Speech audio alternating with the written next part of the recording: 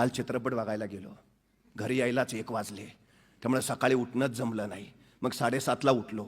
आता 7:30 ते 8 फिजिक्सचा अभ्यास होता. आता अर्धा तास तर गेला. अर्ध्या तासात काय होणार, मग केलाच नाही. तोवर आई म्हटली नाश्ता झाला ये.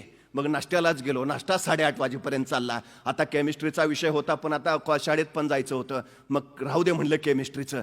सरळ मग शाळेतच गेलो. येता येता जरा मित्रांबरोबर बसलो. त्यामुळे घरी 5 वाजता यायचं होतं, ते 6 वाजता आलो. आता 5 ते 6 खेळायची वेळ होती, ती बुडली. खेळणं चुकून कसं चालेल, मग 6 ते 7 खेळायला गेलो. आता 6 ते 7 माझा गणिताचा अभ्यास होता, पण पेपर बुडला. 7 वाजता आता म्हटलं परत केमिस्ट्री घेऊन बसावं, पण नेमकं माझं पुस्तक मित्रांनी नेलं होतं. वेळापत्रकाप्रमाणेच अभ्यास झाला पाहिजे. केमिस्ट्रीच्या जागी दुसरा विषय करून कसं चालेल, त्यामुळे तोही मी केला नाही. मग तोपर्यंत आईची हाक आली, ये जेवायला. बासुंदी एवढी चांगली झालेली की 3 वाट्या घेतल्या. त्यामुळे मग नंतर 8:30-9 वाजता जे मराठी इंग्रजी करायचं होतं ते मग झोपूनच गेलो.